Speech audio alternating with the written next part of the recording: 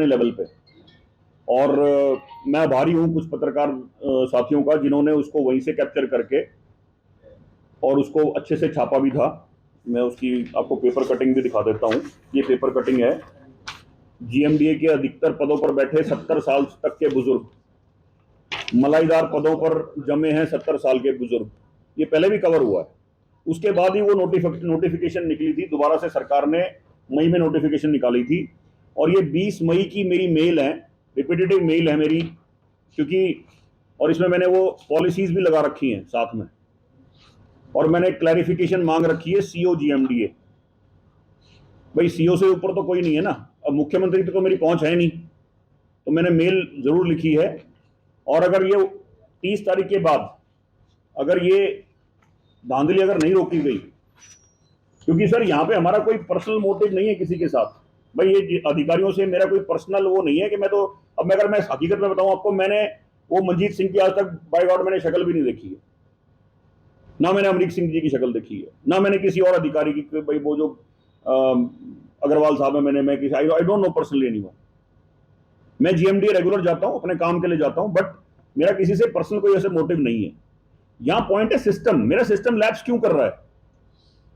आज ये जो मैंने आपको जो ये त्रुटियां दिखाई हैं एचएसवीपी के साथ, जो तालमेल नहीं है, ये मैंने आज से हफ्ता 10 दिन पहले मैंने मीडिया में, सोशल मीडिया पे मैंने अपने अपने ट्विटर हैंडल से जारी करी थी, तो मीडिया ने उसको वहां से कैप्चर किया और एनबीटी ने उसको छापा भी था कि भाई ये 22 त्रुटियां हैं। अगले दिन जीएमडी ने वहां क्या किया, जहां पे लिटिगेशन थी, लीगल लिटिगेशन, वहां पे एक बोर्ड लगा दिया कि जी ये जो मामला जो है ना ये कोर्ट के अधीन है। मैंने मान लिया, मैं कह रहा हूं जितने कोर्ट के अधीन मामले हैं हमने मान लिया, हम उसकी तो बात ही नहीं कर रहे, वो पब्लिक करने चाहिए। लेकिन जब तक आप ये अपना सिस्टम ठीक नहीं करोगे तो हम कैसे उम्मीद कर लें कि आगे चीजें ठीक होंगी, क्योंकि किसी की लायबिलिटी नहीं है। भाई आप और हम यहां बैठे हैं, मैं बिजनेस करता हूं, तो मेरी मॉर्निंग में एक एस्पिरेशन है, एक मेरी इंस्पिरेशन है कि मेरे को सुबह जाना है, मुझे ऑफिस में अपना काम करना है, मुझे अपनी फैक्ट्री रन करनी है, तब जाके मेरे पास पैसा आएगा या मेरी मार्केट में एक प्रेस्टीज क्रिएट होगी। अब जो रिटायर्ड अफसर है उसने अपनी वो जिंदगी, अपना कैरियर जी लिया उसने, उसका मोटिवेशन फैक्टर क्या है सर। अकेला पैसा तो नहीं हो सकता, अगर पैसा है तो वैसे ही गड़बड़ है। और अगर पैसा नहीं है सर, जो यंग बंदा है, कोई एक्सिन है या एससी है, चीफ पोजीशन पे है, जो एक्सिन सोचता है यार मैं आई टू बिकम द एससी, मुझे एससी बनना है, तो मेरा अगर पेपर क्लीन होंगे, मैं अच्छा काम करूंगा तभी तो आई बीन प्रोमोटेड, तो उसके पास तो वो मॉर्निंग में उठ के और काम करने का जज्बा है।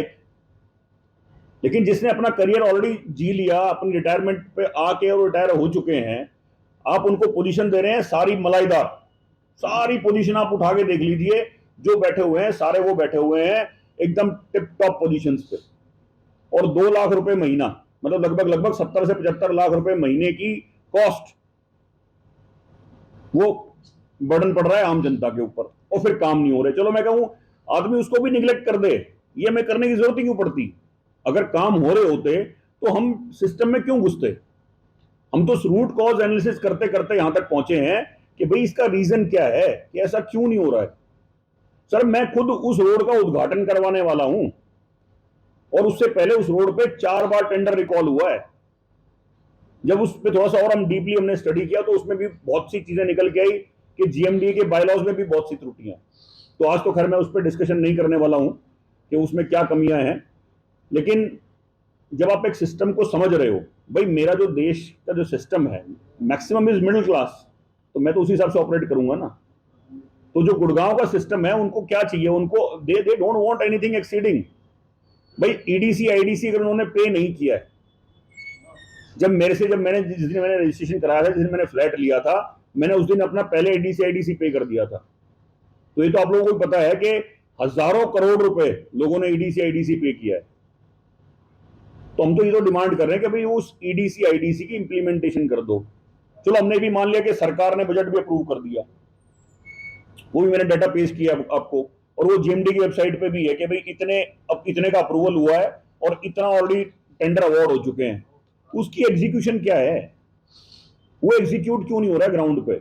उसके रीजन मैंने आपको बताई दिए कि 2 मुख्य रीजन है। भाई एक तो ये रिटायर्ड अफसर हैं, क्योंकि इनको ये पता है कि काम को रोकना कैसे, और दूसरा रीजन है इंटरनल डिपार्टमेंट जो है उनका तालमेल, उनका आपस का तालमेल नहीं है। वो तालमेल, जबकि जहां पे head of the department is CM, तो कोई और सवाल है तो सर आप सवाल पूछ सकते हैं सर। आज एक पत्रकार वार्ता का आयोजन किया गया, क्या मुख्य मुद्दा था और क्या मांग था? सर मुख्य मुद्दा हमारा ये था कि जो अभी मैक्सिमम जो काम है गुड़गांव सिटी के, जो मैक्सिमम काम है वो सारे के सारे काम जीएमडीए के पास है, खासकर जो नए सेक्टर हैं, सेक्टर 65 से 115 के।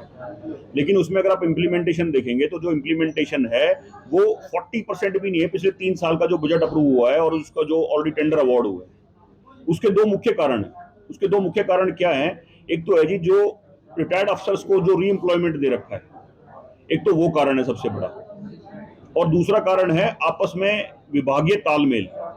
उसमें चाहे एचएसवीपी है, चाहे एचएसआईडीसी है, कोई और डिपार्टमेंट है, ये दो चीजों की कमी है। और यहाँ सबसे बड़ा दुर्भाग्य ये है कि ये जो डिपार्टमेंट्स का तालमेल है, एचएसवीपी डिपार्टमेंट भी और जीएमडीए डिपार्टमेंट भी, दोनों को माननीय मुख्यमंत्री हेड करते हैं। तो अगर कोई और हेड हो डिपार्टमेंट का तो समझ में आता भी हो सकता है कि उनका आपस में फ्रीक्वेंसी ना मैच करती हो, लेकिन यहाँ तो दोनों के अगर सर्वे सर्वा एक ही, और वो भी हेड ऑफ द स्टेट है, तो क्या चीज रोकती है? 18-18 महीने, 2-2 साल, 3-3 साल आपकी लिटिगेशन खत्म नहीं होती है।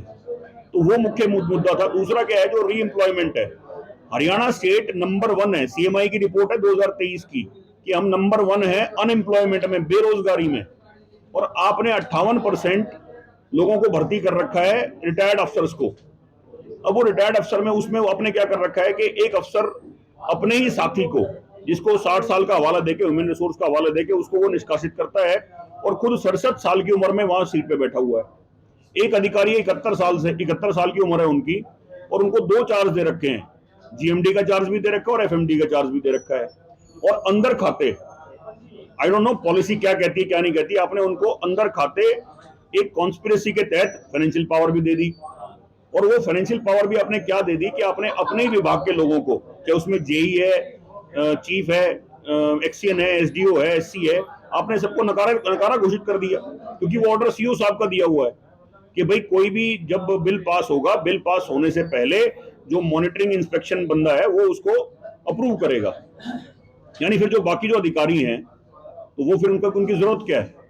अब आपकी मांग क्या है? हमारी मांग ये है सर कि एक तो जो ये री एम्प्लॉयमेंट वाला जो अपना जो धंधा खोल रखा है सरकार ने, अब उसमें क्योंकि बिना किसी की शय के वो चीजें पॉसिबल नहीं है, तो एक तो उसको बंद कर दिया जाए, ताकि बेरोजगारी की जो समस्या हरियाणा स्टेट की है उसको कुछ हद तक कंट्रोल में लाया जा सके। दूसरी हमारी डिमांड ये है कि जो विभागीय तालमेल है उसमें हर अधिकारी की एक टाइमलाइन के साथ जिम्मेदारी निर्धारित करके और इन चीजों को दुरुस्त किया जाए, ताकि हम गुड़गांव सिटी को, जो हम मिलेनियम सिटी की बात करते हैं या डेवलपमेंट की बात करते हैं, वो चीज एग्जीक्यूट हो सके, तभी ये डेवलपमेंट पॉसिबल है। अदरवाइज सिर्फ हम वो एक मौकरी बन के रह गया सिस्टम हमारा, और कुछ नहीं है। हमारी दो मुख्य डिमांड है। अगर हमारी ये री एम्प्लॉयमेंट वाली डिमांड पूरी नहीं होती है, क्योंकि ये हमारी एक स्टेट लेवल की डिमांड भी और ये हमारा एक इंपॉर्टेंट रीजन भी है डेवलपमेंट ना होने का, तो हमें मजबूरन कोर्ट का दरवाजा खटखटाना पड़ेगा। कब तक का समय दिया गया है? सर अभी मैंने जो अभी आपके सामने जो तथ्य पेश किए हैं उसमें 30 नवंबर तक के कुछ 11-12 अफसर हैं जिनकी एक्सटेंशन खत्म हो रही है। अगर 30 सितंबर है, अगर 30 सितंबर के बाद उनको एक्सटेंशन दी जाती है तो हम पहले तो सरकार से विजिलेंस की डिमांड करेंगे कि इसमें पूरी एक इंक्वायरी बिठा के और इसकी पूरी एक इन्वेस्टिगेशन की जाए कि भाई इनको एक्सटेंशन क्यों मिल रहा है। ऐसा इन अधिकारियों में क्या है कि 3-4 साल से इनको एक्सटेंशन दी जा रही है, वो भी इतनी उम्र दराज होने के बावजूद भी। ठीक है, एक लेवल की जो सरकार की पॉलिसी है, ह्यूमन रिसोर्स की जो पॉलिसी है, उसके तहत अगर किसी को आप री एम्प्लॉय करते हैं 2-4-5% समझ में आता है, लेकिन इतनी बड़ी तादाद में अगर आप अधिकारियों को री एम्प्लॉय कर रहे हैं तो वो तो एक कॉन्स्पिरेसी है। और उसका रिजल्ट क्या हो रहा है? अगर उसका मेरे को रिजल्ट बेटर मिल रहा हो तो हम समझ सकते हैं कि भाई ठीक है, they are doing a fine way, लेकिन रिजल्ट भी तो जीरो है ना। तो ये चीजें हैं सर।